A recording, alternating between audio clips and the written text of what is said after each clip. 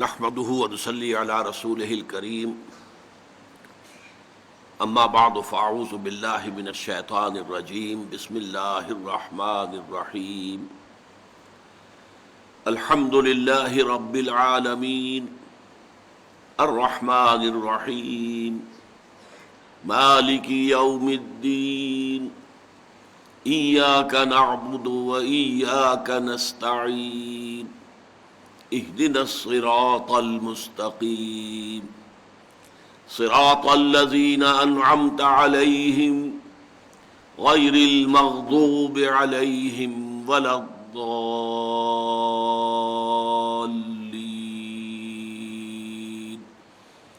آمين رب اشرح لي صدري ويسر لي أمري واحلل عقدة من لساني يفقهوا قولي اللهم ربنا ألهمنا رشدنا واعذنا من شرور أنفسنا اللهم أرنا الحق حقا وارزقنا اتباعه وأرنا الباطل باطلا وارزقنا اجتنابه آمین یا رب العالمین۔ سورہ فاتحہ پر گفتگو کے ضمن میں آج یہ ہماری 5ویں نشست ہے۔ یہ میں آپ سے عرض کر چکا ہوں کہ اس قرآن حکیم کی عظیم ترین سورت کی تفسیر بیان کرنا کوئی آسان کام نہیں ہے۔ مولانا ابوالکلام آزاد میں آپ کو بتا چکا ہوں کہ انہوں نے 250-300 صفحات بڑے سائز کے اور باریک رسم الخط میں اس سورہ مبارکہ کے بارے میں تحریر کی ہے۔ بہرحال ہمارے اصل میں اس مطالعہ قرآن حکیم کے منتخب نصاب کے ضمن میں جو باتیں ضروری تھیں وہ اس وقت آپ کے گوش گزار کی جا رہی ہیں۔ سورہ فاتحہ کے 3 حصے ہیں، آج وہ مزید مبرہن ہو جائیں گے 3 حصے۔ 2 حصوں کا ہم مطالعہ کر چکے ہیں۔ الحمدللہ رب العالمین، کل شکر، کل ثنا، کل تعریف اللہ کے لیے ہے جو تمام جہانوں کا آقا، مالک اور پروردگار ہے، رحمان ہے اور رحیم ہے، جزا و سزا کے دن کا مختار مطلق ہے۔ اے رب، ہم تیری ہی بندگی کرتے ہیں اور کریں گے، اور تجھی سے مدد چاہتے ہیں اور چاہیں گے۔ ان آیات پر گفتگو ہو چکی ہے، اب تیسرا اور آخری حصہ ہے، اور یہ اصل میں شرح ہے ایاک نستعین کی۔ ہم تجھی سے مدد مانگتے ہیں اور مانگتے رہیں گے۔ وہ مدد کیا ہے؟ اہدنا الصراط المستقیم۔ وہ مدد جس کی ہم درخواست کر رہے ہیں وہ یہ ہے کہ ہمیں ہدایت بخش سیدھے راستے کی، صراط الذین انعمت علیہم، ان لوگوں کے راستے کی جن پر تیرا انعام نازل ہوا، غیر المغضوب علیہم، جن پر نہ تو تیرا غضب نازل ہوا ولا الضالین، اور نہ ہی وہ گمراہ ہوئے۔ یہاں نوٹ کر لیجئے گا، جیسے پہلا حصہ جو ہے سورہ فاتحہ کا 3 آیات پر مشتمل ہے، لیکن جملہ ایک ہی بنتا ہے، الحمدللہ رب العالمین الرحمن الرحیم مالک یوم الدین، ایک ہی جملہ ہے۔ اسی طرح یہ آخری حصہ بھی 3 آیات پر مشتمل ہے، لیکن یہ بھی ایک ہی جملہ ہے، اہدنا الصراط المستقیم۔ اب اس صراط مستقیم ہی کی مزید تشریح ہے جو آ رہی ہے، صراط الذین انعمت علیہم، یہ ایک مثبت تشریح ہے، غیر المغضوب علیہم ولا الضالین یہ اس کی منفی تشریح ہے۔ اب آج سب سے پہلے تو ہدایت کے بارے میں گفتگو کرنی ہوگی، اہدنا الصراط المستقیم۔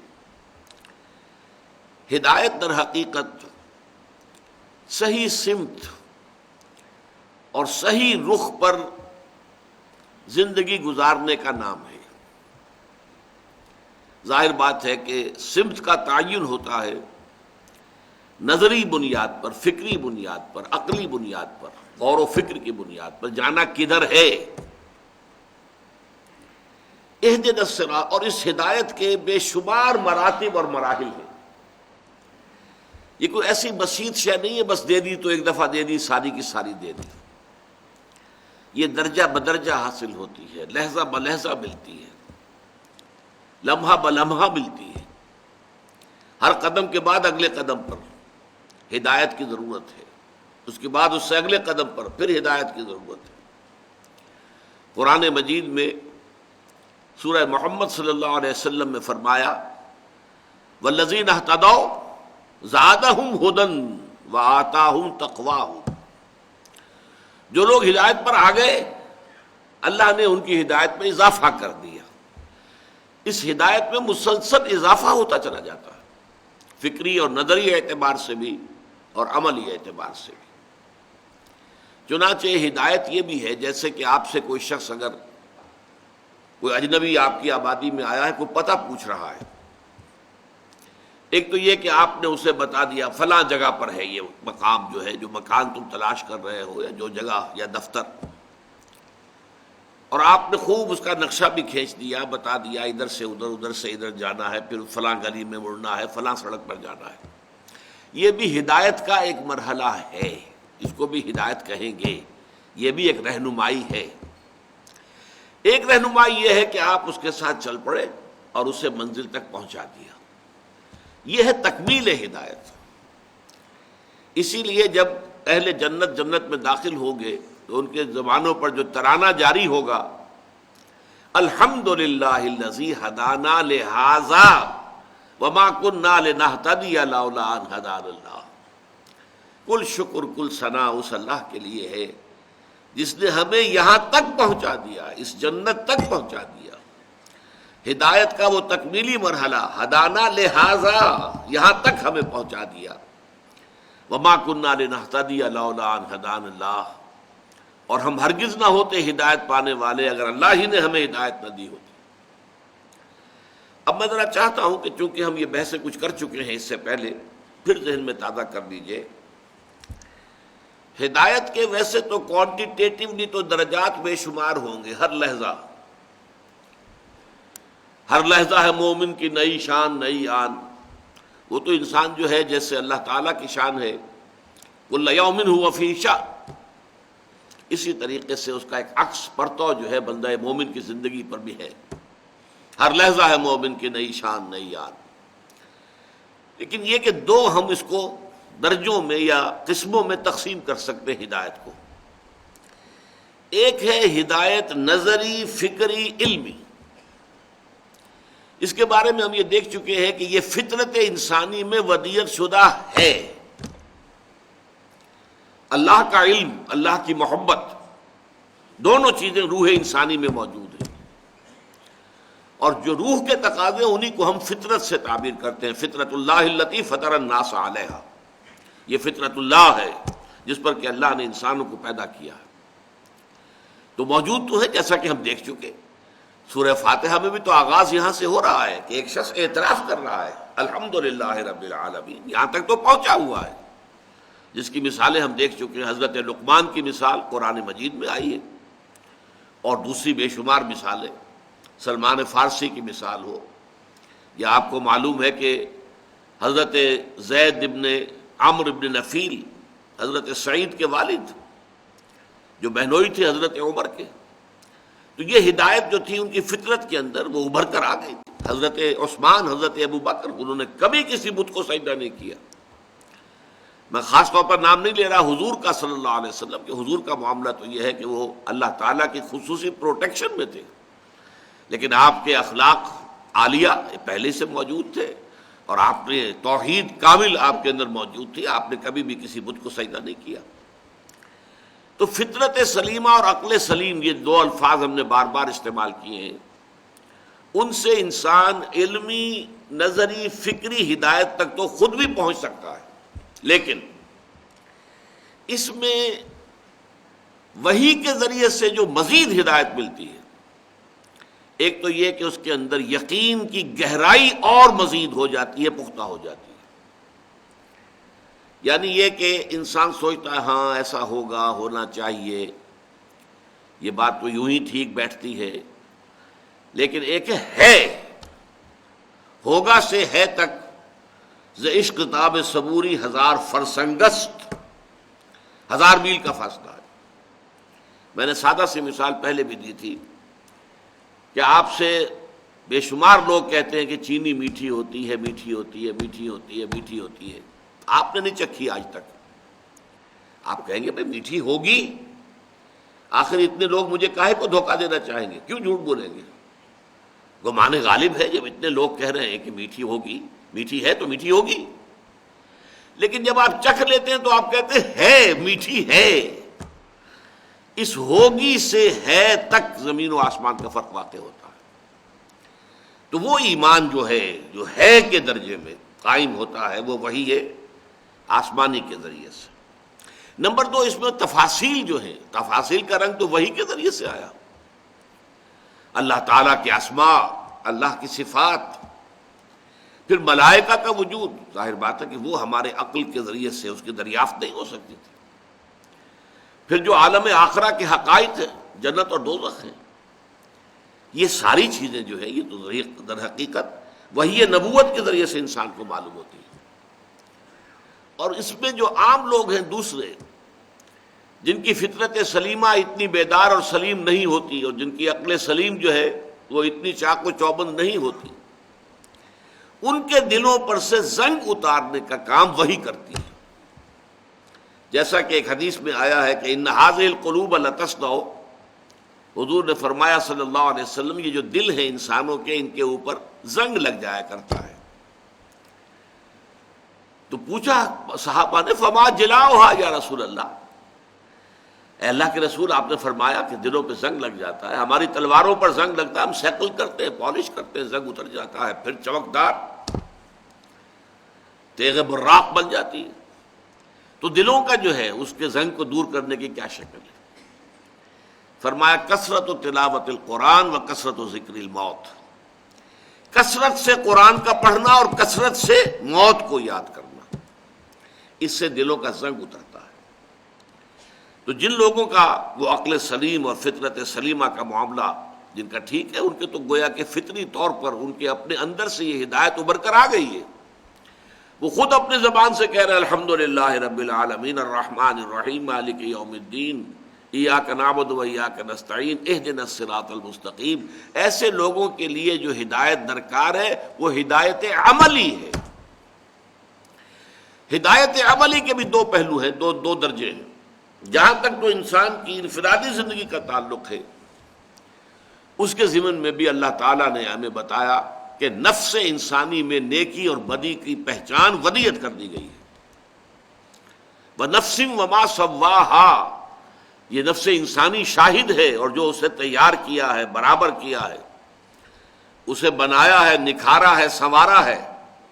فَأَلْهَمَهَا فُجُورَهَا وَتَقْوَاهَا، اور پھر اس میں فجور اور تقوی کا علم الہامی طور پر ودیت کر دیا۔ اسی لیے حضور بسا اوقات صحابہ سے جب کوئی پوچھتے تھے فرماتے تھے استفت قلبک، بھائی جاؤ اپنے دل سے پوچھ لو۔ بلکہ یہاں تک بھی ایک حدیث میں آتا ہے استفت قلبک ولاؤ افتاک المفتی، اپنے دلوں سے پوچھا کرو، چاہے مفتی نے کوئی فتویٰ دے بھی دیا ہو۔ ایک مفتی تمہارے اندر بیٹھا ہوا ہے، تمہارا دل، تمہارا ضمیر، تمہاری روح، صحیح ترین جو ہے وہ ہے در حقیقت بیرو میٹر، وہ بتائے گا ہوا کا دباؤ کیا ہے، یہ شے منکر ہے یا یہ کہ معروف ہے۔ تو اس اعتبار سے، لیکن اس میں بھی انفرادی طور پر، انفرادی عملی ہدایت میں بھی ایک اور مرحلہ آ جاتا ہے۔ بسا اوقات نیکی کا جذبہ بھی، جیسا کہ ہم آیت البر کے ضمن میں پڑھ چکے ہیں، نیکی کا جذبہ بھی ایک جذبہ ہے، اور جذبہ جب منہ زور ہو جائے تو وہ اپنی حد سے تجاوز کر جاتا ہے۔ نیکی کا جذبہ ہے جس نے تجاوز کیا حد اعتدال سے اور رہبانیت ایجاد کر لی، شادی نہیں کریں گے، گھر گرہستی سے کوئی تعلق نہیں، دنیا سے تعلق منقطع، جائیں گے غاروں میں رہیں گے، تپسیائیں کریں گے، تو یہ فطرت کا راستہ نہیں ہے۔ لا رہبانیت فی الاسلام، اللہ تعالیٰ نے جو اسلام کی ہدایت دی ہے نوع انسانی کو، اس میں رہبانیت کی کوئی گنجائش نہیں۔ لہذا ضرورت ہے اس میں بھی کہ ایک معتدل ماڈل سامنے رہے، اور وہ رسول کے ذریعے سے ملتا ہے۔ رسول کی زندگی، لقد کان لکم فی رسول اللہ اسوۃ حسنہ، بہترین مثال، بہترین ماڈل تمہارے لیے اللہ کے رسول کی شخصیت میں۔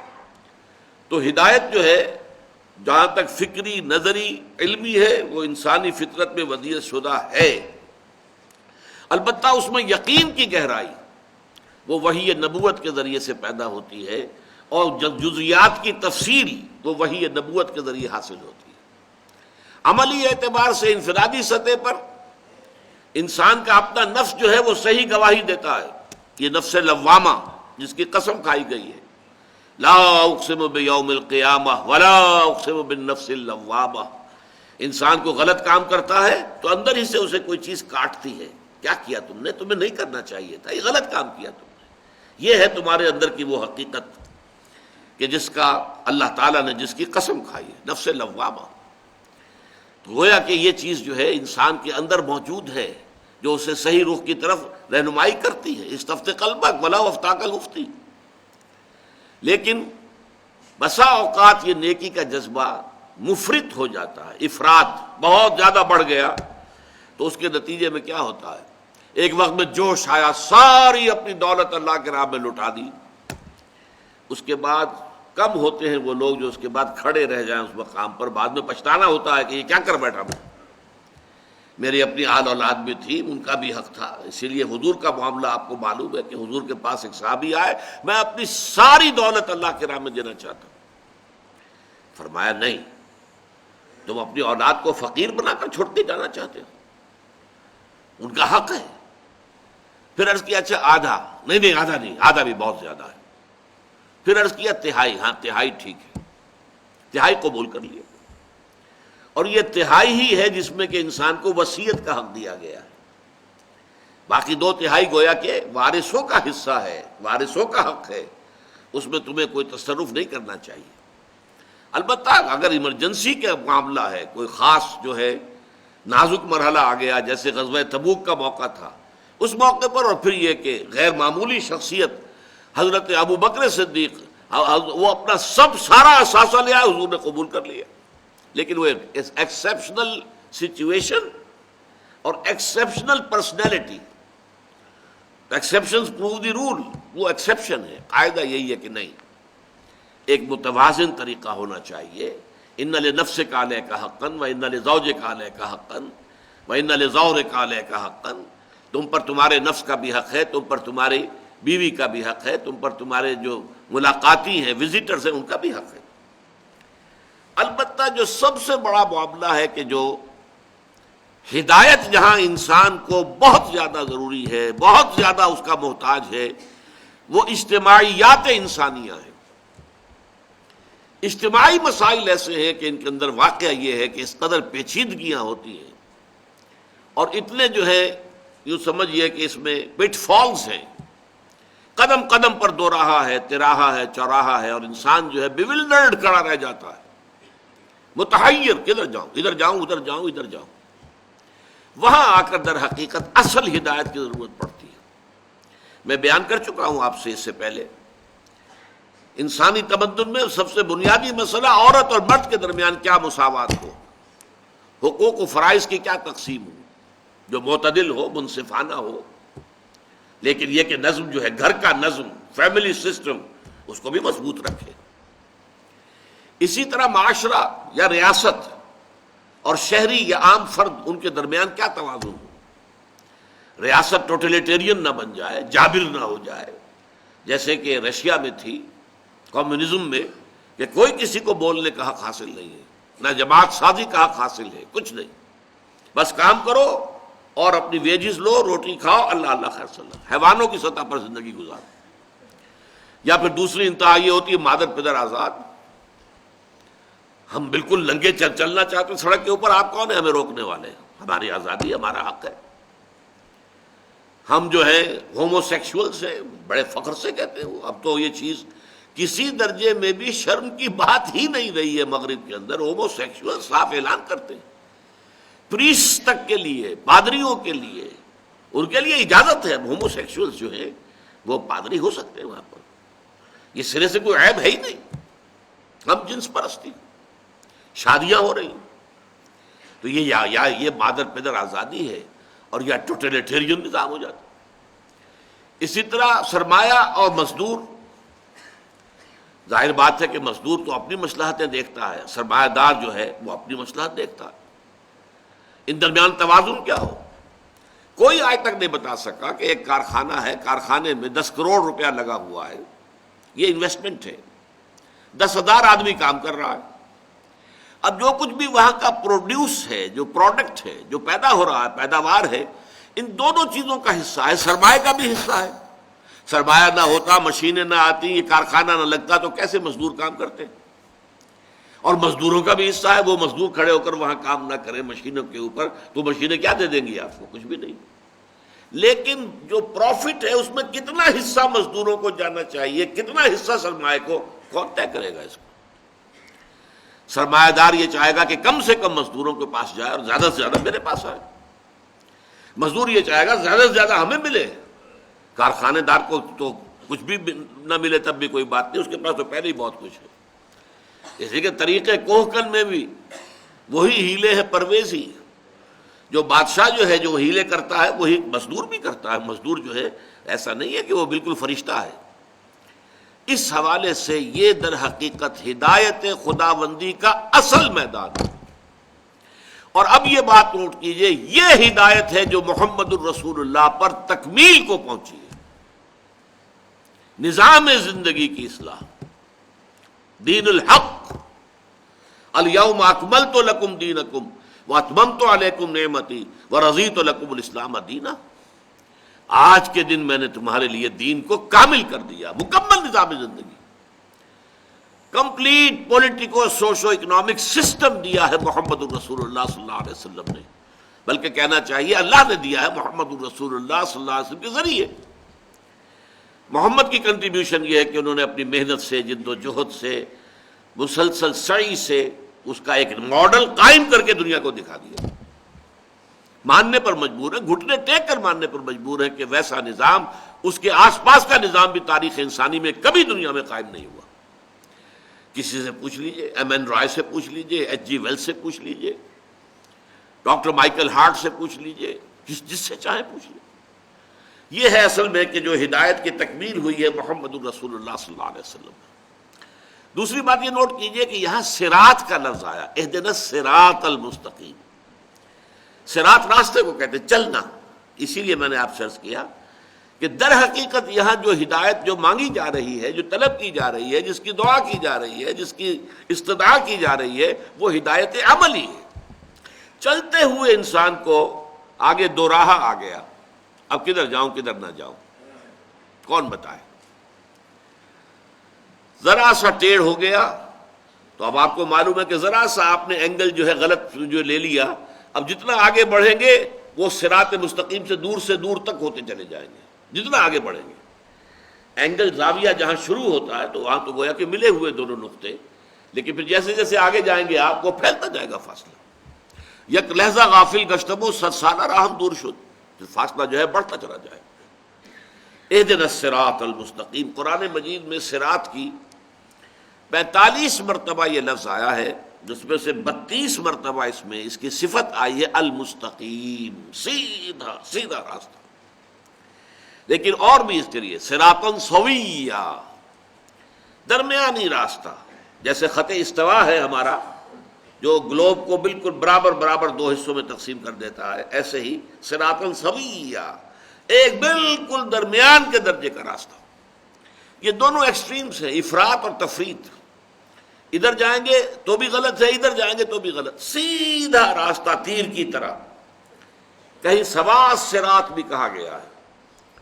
پھر ایک اور لفظ قرآن مجید میں آتا ہے سبیل، قصد السبیل، وعلی اللہ قصد السبیل ومنہا جائر، سیدھا درمیانی راستہ تو اللہ تک پہنچا دیتا ہے، باقی ادھر ادھر پگڈنڈیاں بھی ہیں۔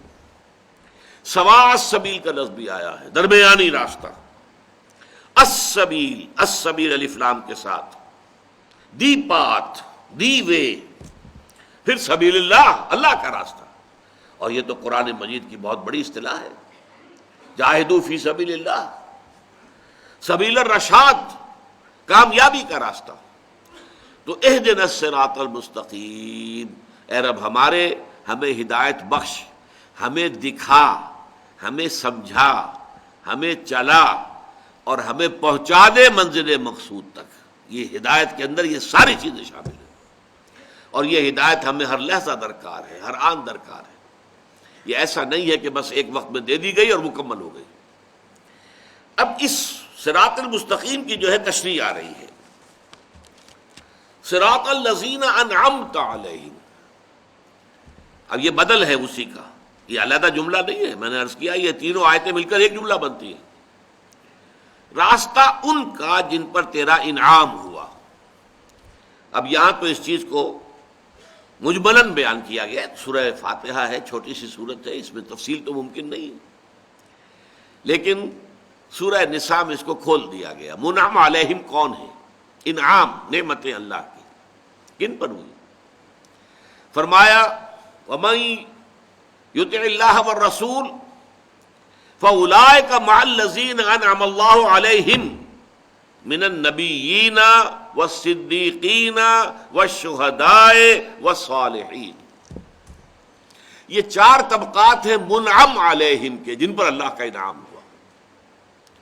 سب سے اونچا طبقہ انبیاء کرام، اللہ تعالیٰ کا بڑا انعام ہوا ہے ان پر، بڑا احسان ہوا ہے. جیسے کہ حضور کے بارے میں فرمایا ان فضلہ کان علیک کبیرا، اے محمد آپ پر تو اللہ کا فضل بہت بڑا ہوا ہے. پھر ایک ہے صدیقین. یہ کون ہوتے ہیں؟ وہی سلیم الفطرت سلیم العقل لوگ جو خود بھی قریب قریب پہنچے ہوئے ہیں، لیکن جب نبی کہتا ایسا ہے جیسے تمہاری فطرت کہہ رہی ہے، جدھر تمہاری عقل اشارے کر رہے، یہی حقیقت ہے، اور وہ فوراً ایمان لاتے، انہیں دیر نہیں لگتی. جیسے ابو بکر صدیق اکبر ہیں ابو بکر رضی اللہ تعالی عنہ. الصدیقۃ الکبریٰ ہیں حضرت خدیجۃ الکبریٰ رضی اللہ تعالی عنہ. یہ وہ ہستیاں ہیں جنہیں ایمان لانے میں، حضور کی تصدیق کرنے میں ایک لحظہ نہیں لگا. حضور فرماتے ہیں میں نے جس شخص کے سامنے بھی ایمان کی دعوت رکھی اس نے کچھ نہ کچھ تردد ضرور کیا، سوچا، توقف کیا، سوائے ابو بکر کے کہ جیسے ہی میں نے کہا فوراً تصدیق کر دی. کیوں؟ دیکھنا تقریر کی لذت کہ جو اس نے کہا میں نے یہ جانا کہ یہی میرے دل میں تھا.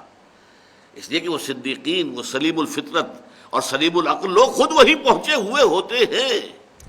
میں تو کہا کرتا ہوں کہ صدیقین اور انبیاء نبوت کے ظہور سے قبل نبی، ابھی نبوت کا ظہور ہونا ہے لیکن ہے نبی. اور صدیقین ان کی مثال ایسی ہے جیسے گلاب کے پھول کا ایک پودا ہے گلاب کا، اس میں پھول لگے ہوئے، 10 پھول لگے ہوئے. اب کسی کا دستے ہنائی آتا ہے اور ایک پھول توڑ لیتا ہے، بس چن لیا اس نے اس پھول کو. صدیقین میں سے اللہ تعالیٰ جس کو چن لے وہ اللہ کا نبی بن گیا، باقی سب اس کے ساتھ جمع ہو گئے پروانوں کی طرح. یہ شکل ہے. اس لیے حضرت ابراہیم کو سورہ مریم میں کہا کہ صدیقا نبیا، انہ کان صدیقا نبیا. نبوت کے ظہور سے قبل بھی وہ صدیق تھے، ان کی شخصیت خالص تھی، اور وہ سلیم الفطرت تھے، سلیم العقل تھے.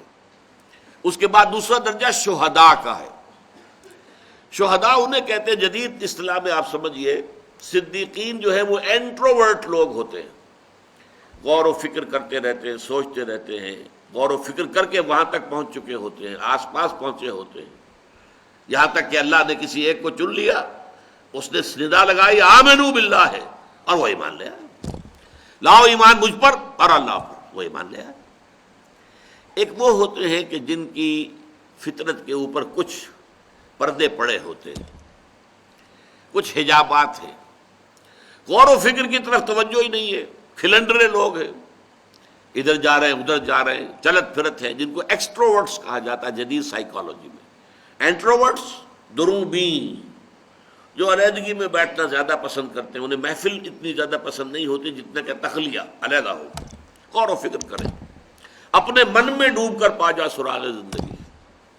ایک وہ ہوتے ہیں جن کا خارج سے زیادہ تعلق ہوتا ہے، کھول آنکھ زمین دیکھ، فلک دیکھ، فضا دیکھ. اور پھر یہ کہ خارج میں ہے تو بھاگ دوڑ ہے، ملنا جلنا ہے، ہنسنا ہے، ہنس رہے ہیں، باتیں کر رہے ہیں، ٹھٹے لگا رہے ہیں، یا کسی کو چلتے کو دھکا دے دیا ہے، گندھا مار دیا ہے، جاتے جاتے جو ہے وہ خامخواہ لڑائی مول لینے کو جی چاہ رہا ہے، اپنی قوت کے ظہور کا جو ہے. اور یہ نوٹ کر لیجئے حضرت عمر رضی اللہ تعالیٰ عنہ اسی طرح کے انسان تھے. ابو بکر تھے غور و فکر اور سوچ بچار کرنے والے، سلیم الفطرت انسان۔ حضرت عمر کا وہ نقشہ نہیں تھا، یہ دوسرا نقشہ تھا۔ ان لوگوں کو دیر لگ جاتی ہے ایمان لانے میں، 6 سال لگ گئے۔ اور نہ صرف عمر، حضرت حمزہ بھی رضی اللہ تعالی عنہما۔ حضرت حمزہ تو سگے چچا ہے، دودھ شریک بھائی ہے، خالہ زاد بھائی ہے، اتنے 3 رشتے حضور کے ساتھ ہیں، نہایت محبت کرنے والے۔ لیکن ان کا معاملہ کیا تھا؟ سیر اور شکار، بس نکل گئے صحرا کے اندر، کئی دن جو ہے گھوم رہے ہیں، شکار کر رہے ہیں، گوشت کھا رہے ہیں، اور بہت دنوں کے بعد آ گئے گھر۔ انہوں نے سوچا ہی نہیں کبھی کہ یہ کیا کہہ رہا ہے میرا بھتیجا، اس کی دعوت کیا ہے، یہ کیا ہوا ہے اس کو، کچھ نہیں۔ یہ لوگ جو ہوتے ہیں، ان کے اوپر جو غلاف ہوتا ہے، جو ان کی اپنی شخصیت اور اپنی فطرت سلیمہ کے گرد جو غلاف آ گیا ہے، وہ پنکچر ہوتا ہے کسی جذباتی اپیل سے، عقلی اپیل سے نہیں، جذباتی اپیل سے۔ عقلی تو ان کا مزاج ہی نہیں، نظری فکری اور عقلی تو مزاج ہی نہیں، لہذا کوئی عقلی دلیل انہیں اپیل نہیں کر سکتی۔ ان کو جذباتی ہے۔ جذبات کیا تھے؟ حضرت حمزہ آئے ہیں شکار سے واپس، گھر نہیں پہنچے ہیں، وہی کنیز اس نے کہا آج تو ابو جہل نے آپ کے بھتیجے کے ساتھ بہت برا سلوک کیا، یعنی حضرت محمد کے ساتھ صلی اللہ علیہ وسلم۔ اچھا، ابو جہل نے کیا؟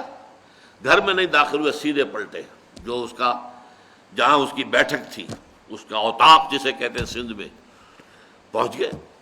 وہ بیٹھا تھا اپنے لوگوں کے اندر، تم نے آج محمد کے ساتھ یہ کیا ہے؟ ایک اپنی کمان سر پر ماری، سر پٹ گیا ابو جہل کا۔ اور پھر اس کے بعد کہتے ہیں اچھا لو میں اس پر ایمان لایا، آؤ میدان میں اب تم۔ یہ ہے ایمان کا واقعہ، جذباتی سطح۔ ورنہ 6 سال تک سوچا ہی نہیں یہ محمد کہہ کیا رہا ہے صلی اللہ علیہ وسلم، میرا بھتیجا، میرا دودھ شریک بھائی، میرا بچپن کا کھیلا ساتھی، ہم جولی، یہ کیا کہہ رہا ہے، پرواہ نہیں۔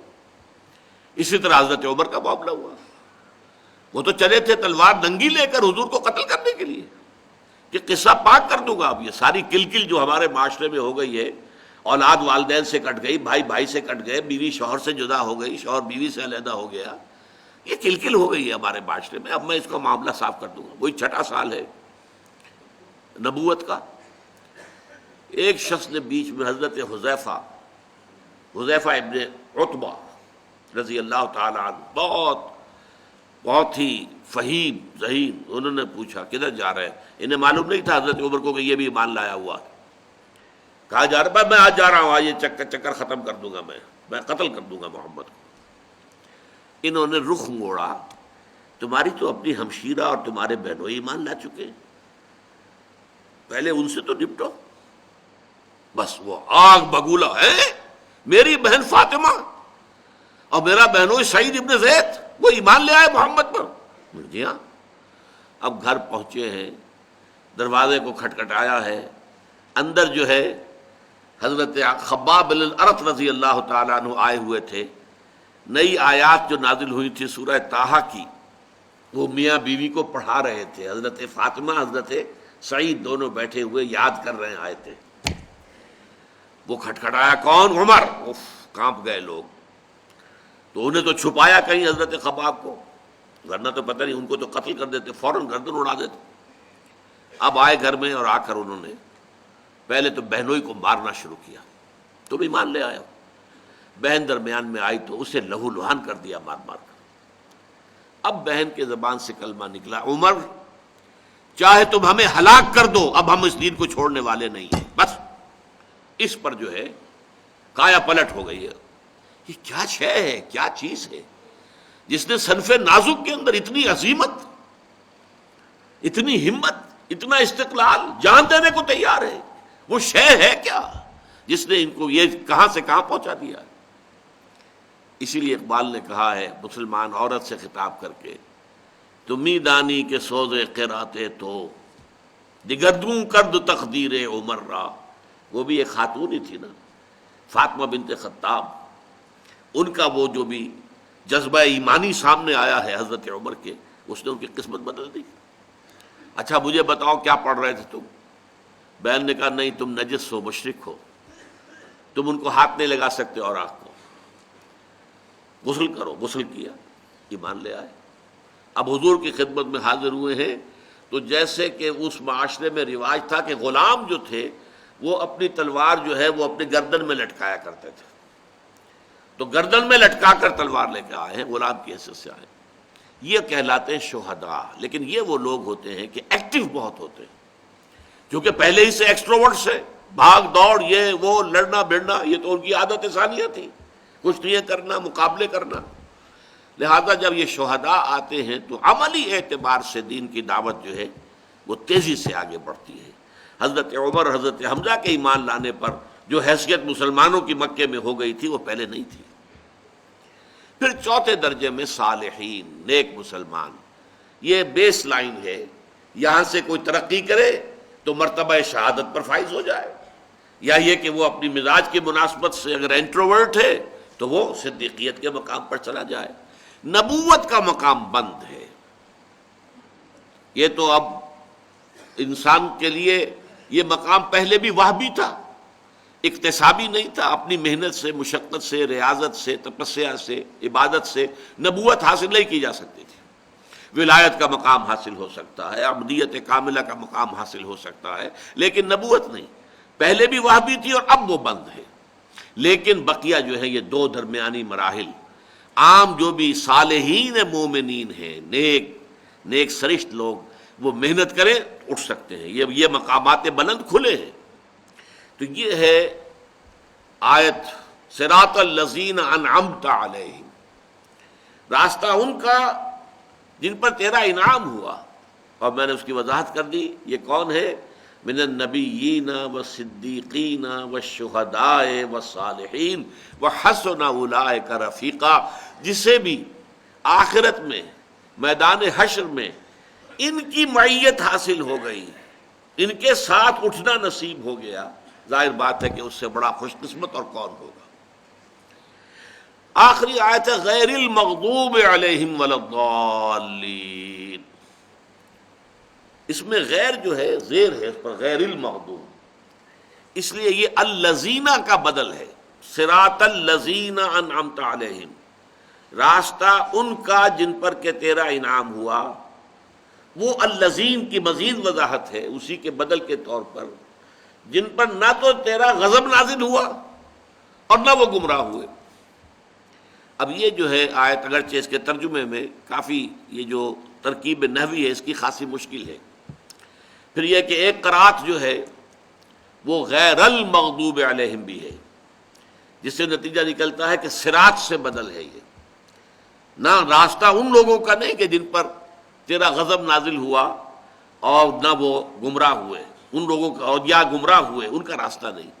لیکن تقریباً اجماع ہے، شاہ عبد القادر رحمۃ اللہ علیہ کا ترجمہ بھی اسی بنیاد پر ہے جو میں عرض کر رہا ہوں کہ یہ غیر جو ہے یہ بدل ہے الذین کا، راستہ ان کا جن پر تیرا انعام نازل ہوا، جو نہ مغضوب علیہم ہوئے اور نہ ضالین ہوئے، جن پر نہ تیرا غضب نازل ہوا نہ ہی وہ گمراہ ہوئے۔ بہرحال روایت حفص جو ہے اس میں یہی ہے غیر المغضوب، شاذ روایت جو ہے غیر المغضوب کی بھی ہے لیکن اس کو کوئی قبولیت عام حاصل نہیں ہے۔ اب یہاں نوٹ کیجئے اس سے مراد کیا ہے۔ مغضوب علیہم وہ ہیں جنہیں ہدایت ملی ہو اور پھر وہ اپنی شرارت نفس کی وجہ سے اس ہدایت کو اپنے سے جدا کر دیں، ہدایت سے محروم ہو جائیں، ہدایت کا راستہ ترک کر دیں اپنی شرارت نفس کی وجہ سے، ان پر اللہ کا غضب نازل ہوتا ہے، اللہ کا غصہ، اللہ کا غضب۔ اور ضالین وہ ہیں جو یا تو ابھی ہدایت کے طالب ہیں، متلاشی ہیں، ہدایت ملی نہیں ہے ابھی، اور یا یہ ہے کہ وہ کسی شرارت نفس کی وجہ سے نہیں، کسی مغالطے کی وجہ سے یا کسی اچھے جذبے میں افراط پیدا ہونے کی وجہ سے گمراہ ہو گئے۔ ان دونوں کو فرق کو سمجھ لیجئے۔ ایک وہ ہے جنہیں ہدایت ملی، اب اس کی سب سے بڑی مثال یہی وجہ ہے کہ ہمارے ہاں تمام تفاسیر میں آپ کو ملے گا کہ مغضوب علیہم سے مراد یہود، ضالین سے مراد نصارہ، عیسائی۔ مغضوب علیہم یہود، جن کے پاس کتاب تھی، تورات تھی، ہدایت ملی، اللہ تعالیٰ نے انہیں چنا، بہت اونچا مقام دیا. یا بنی اسرائیل اذکروا نعمتی التی انعمت علیکم وانی فضلتکم علی العالمین. سورہ بقرہ میں 2 مرتبہ یہ آیت آئی ہے. 6 رکوع کی پہلی آیت بھی یہی ہے اور 15ویں رکوع کی پہلی آیت بھی بعین ہی یہی ہے. لیکن انہوں نے اپنی شرارت نفس کی وجہ سے، اپنے دل کی گمراہی کی وجہ سے، اپنی خواہشات و شہوات کی پیروی کرنے کی وجہ سے کتاب کو اپنی پیٹھوں کے پیچھے پھینکنے کے باعث نبذ فریق من الذین اوتوا الکتاب کتاب اللہ وراء ظہورہم، اپنی پیٹھوں کے پیچھے پھینک دی اللہ کی کتاب. لہذا ان پر اللہ کا غضب نازل ہوا، اللہ تعالیٰ ناراض ہوئے، اللہ کی سزائیں ان پر نازل ہوئی. ویسے تھوڑی دیر کے لیے توقف کر کے ذرا سوچ لیجئے، آج ہم مسلمان بحیثیت امت اسی مقام پر ہیں. ہمارے پاس قرآن ہے، شریعت محمدی ہے، اسوہ محمدی ہے، لیکن پوری دنیا میں کہیں کسی ملک میں مکمل اسلامی نظام ہم نے قائم نہیں کیا. کہاں ہے؟ اس ملک میں نہیں ہوا جو اسلام کے نام پر بنا، جس میں لاکھوں نے جانیں دی ہیں، قربان ہوئے ہیں، ہزارہا عصمتیں لوٹی ہیں، عورتیں اغوا ہوئی ہیں. 1947 کے ہولناک حالات، نوجوانوں کو کیا معلوم کیسی خونی تقسیم تھی یہ ہندوستان کی. اس خونی تقسیم کا مقصد کیا تھا؟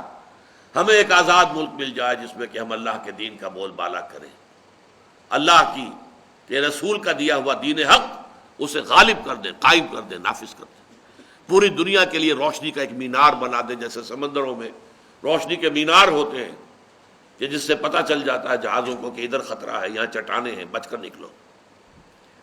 لیکن کہاں ہے اسلام؟ آج مغضوب علیہم، میری ایک کتاب ہے سابقہ اور موجودہ مسلمان امتوں کا ماضی، حال اور مستقبل. سابقہ امت مسلمہ یہود، وہ امت ہے حضرت موسیٰ کی، انہیں دی گئی تورات، انہیں دی گئی شریعت موسوی، اور پھر ذمہ دار بنائے گئے. مثل الذین حملوا التوراۃ ثم لم يحملوها كمثل الحمار يحمل اسفارا. مثال ان کی جنہیں حامل تورات بنایا گیا پھر انہوں نے اس کی ذمہ داریوں کو پورا نہ کیا، اس گدھے کی سی ہے جس پر کتابوں کا بوجھ لاد دیا گیا. اس قدر ثقیل تمثیل اور تشبیہ جو ہے قرآن مجید دے رہا ہے ان کے لیے جنہیں اللہ نے اپنی کتاب دی ہو لیکن پھر وہ اس کتاب کا حق نہ ادا کرے، اس کتاب کی ذمہ داری پوری نہ کرے. تو یہ ہے اصل میں مغضوب علیہم. اس کتاب میں قرآن کا قانون عذاب کیا ہے میں نے تفصیل سے بحث کی ہے.